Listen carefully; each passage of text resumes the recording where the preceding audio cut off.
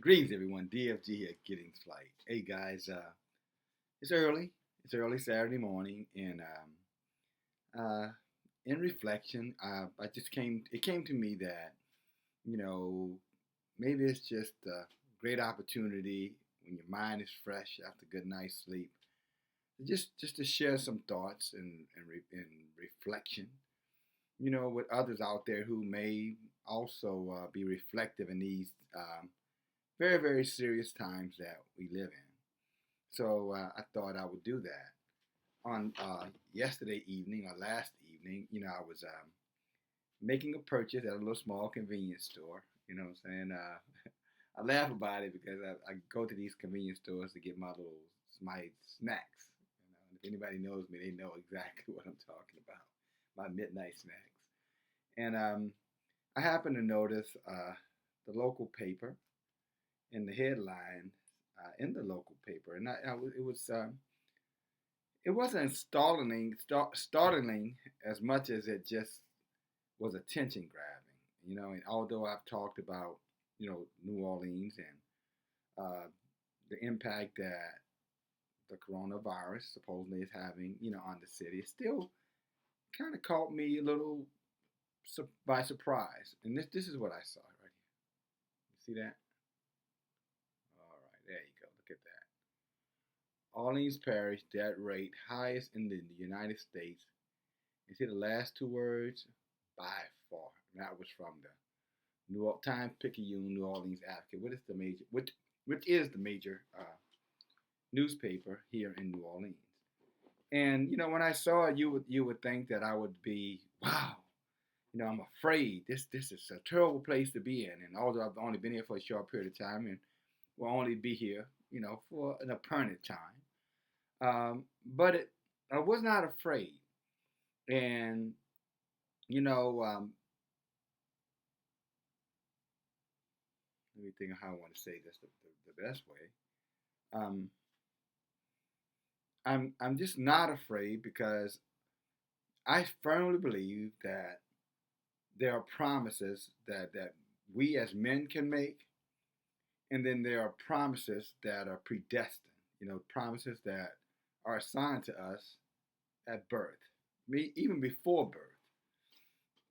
And because of that, it doesn't allow me to have that spirit of fear, that spirit of panic and oh my goodness, and let me run to the hills and I hope nobody does anything to me and et cetera, et cetera. So where's my face mask and my goggle and where's my time of quarantine and let me go. It's time for me to go and get away from everybody because the people are gonna kill me. I don't have that spirit.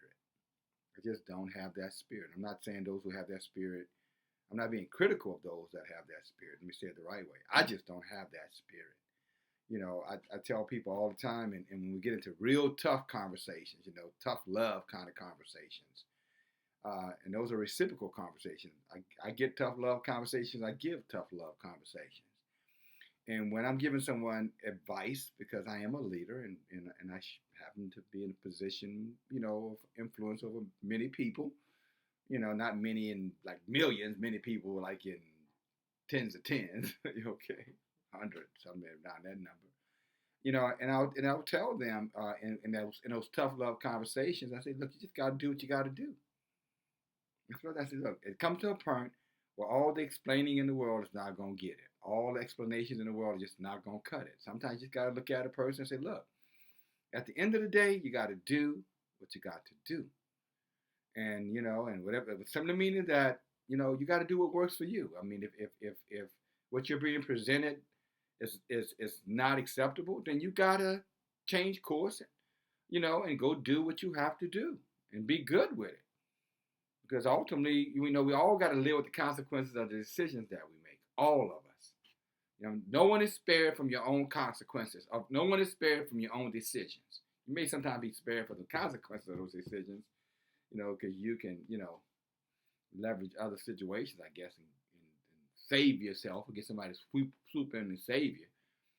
But you can't, you can't be saved from your own decision. Your decisions are things that you enact inside of your life. Good, bad, doesn't matter. The Buddhist term karma. You know what I'm saying? You're gonna reap what you sow. You follow me? That's nature. That's the cycle of life.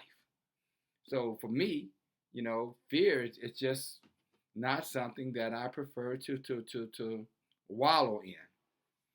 And I wish I could claim full credit for that, but I can't.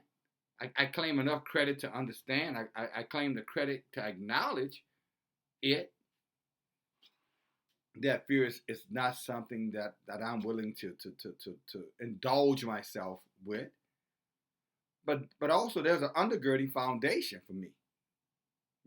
As a Hebrew, Hebrewism, a part of our DNA is a boldness.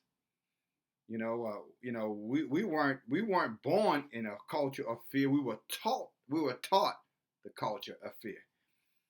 The Hebrew people, we were taught this because Yahuwah did not give us that. Read the scripture. I did not give you the spirit of fear. It did not come from Yahuwah. It came from man. And so in this time that we in, people are afraid, and they're so afraid that you can't even penetrate their defenses. And when you try to talk to them logical, they really think you're being illogical. How could you not be running? How could you not be affected? How could you not be, impacted by what somebody else decides to do? Simple.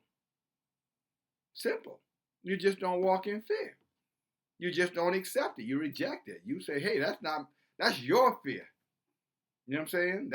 That's you created it. You deal with it. I don't have to deal with something somebody else created. Even if somehow or another I'm in some part of that circle of what has been created, I still have the option. You still have the option to walk away from it. No one has the power to lock you in to to their frustration. They don't, no more than you have the power to lock somebody into your frustration, which typically is where fear comes into play. Fear that you're going to lose something, fear that somebody's going to take something, fear that you're going to die, fear that you're going to live too long and run out of money, fearful that your children will hate you, fearful that your children won't love you.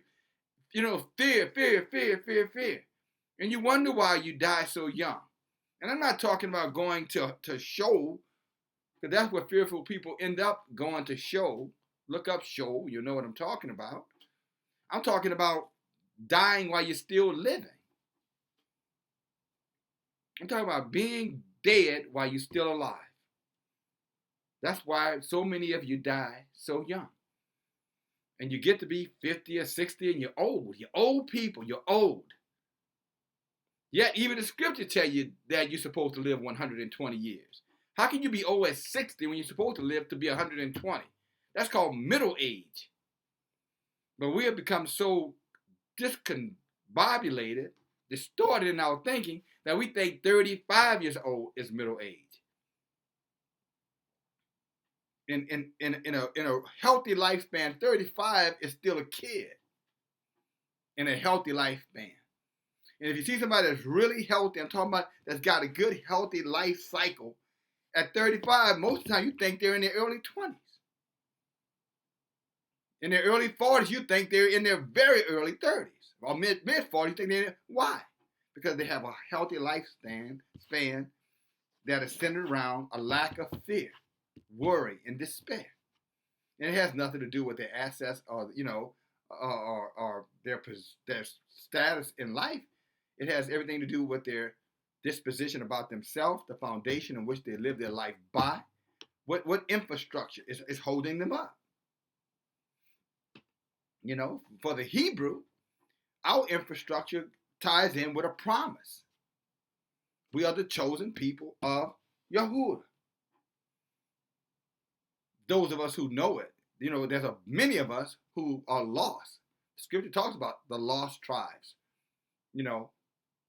of Israel, of Judah, that were scattered all over the place. They have no clue who they are. And you can tell they don't know who they are because they kill each other, they cheat each other, they hate each other, they're jealous of each other, they have no patience for each other, there's no long suffering for one another. They backbite towards each other. They rob and plunder each other. They don't respect their parents, you know what I'm saying? They don't respect the children. They don't respect their community.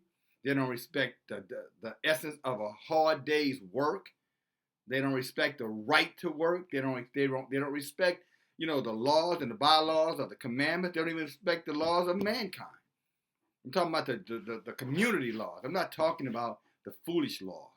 I'm talking about the community laws of mankind. The foundational law. Do unto others as you have them do unto you. They don't even respect those laws. They do something wrong, and then they want someone else, to be held accountable for what they do. In other words, they blame someone else. I didn't show up, I didn't do my job, and you confront them. Well, what happened? Why aren't you doing your job? Well, I don't have enough help. But the question wasn't, do you need help? The question was, why aren't you doing what you were supposed to be, or what you were hired and you're supposed to be doing? That's the question. Why I don't have enough. You're missing the point. And many of our people who have lost their way, who are walking in that deadness of life that you just heard me speak about. You know what I'm saying? The walking dead. And I'm not talking about the dumb, stupid Netflix movie. I'm not talking about zombies. I'm talking about real living people, eating, breathing people. People are the Most High. You know what I'm saying? But have eyes to see, can't see, ears to hear, and they cannot hear. That's what I'm talking about. And they walk in the spirit of fear out of ignorance because they have no true identity of the promises that Yahuwah has put before them. So they allow this virus, and they allow, bigotry and racism. They allow, these things exist and they're real. They allow, a lack of access. They allow, false prophets and false teachers and stupid friends and jealous people, to come into their lives and distort them and destroy them and just lead them astray like sheep to the slaughter. Instead of stepping back and saying, no, I don't have to feel that way. Yes, I understand the situation, but I don't have to feel that way. Yes, I understand I've taken on a responsibility and I'm obligated to fulfill that responsibility, whether you contribute to me or not in helping me fulfill it. I'm going to do it whether you give me the support I need or don't. I'm not going to give you the option to determine what my life is going to be. See, a Hebrew Israelite in their right mind, we understand that. We understand situations might come. How you say, chance and circumstances happen to everybody. But the difference between us and everybody is that we overcome. And we don't overcome by running off and going hiding and pouting and pity-partying ourselves. No, we overcome by emboldening ourselves, saying, okay, excuse my expression, because someone asked me a while back to stop using vulgarity, and I respect that request, and I agree with them, because an intelligent man ought to be able to find words to express himself without using vulgarity. I agree with that. So I won't use, the vulgarity, but you know what I'm saying? But, you have to pull yourself up. You have to take a stand. You have to say, you know what? If the poop hits the fan, I'm still going to stand. And, and at the end of my time, when my cycle of life has been completed, it's complete. So no, the deaths in New Orleans is not going to scare me by far. The curses and of other people. You know what I'm saying? The spells that many try to cast upon you because they can't manipulate and control, or they're just jealous of the outcome of your life. Not going to control me. Nor should it you. Because I have something greater. The scripture says, greater is he that is in me, in you, than he that is in the world. Wonder what that means. Have you ever really thought about that? Greater is he that is in you than he that is in the world. What does that mean to you? Greater is he that is in you. Greater. And who is he in the world? Who is he talking about? Who is he that is in the world? Oh, I know you're going to say the devil. It ain't the devil. Just for the record. It's wickedness and evil and those who concoct all kind of spells and despair, and they try to put it on you. And for you who will accept it, then guess what? You are the slave of that he in the world. I'm not. Praise to Yahuwah. Love you guys. Talk to you later.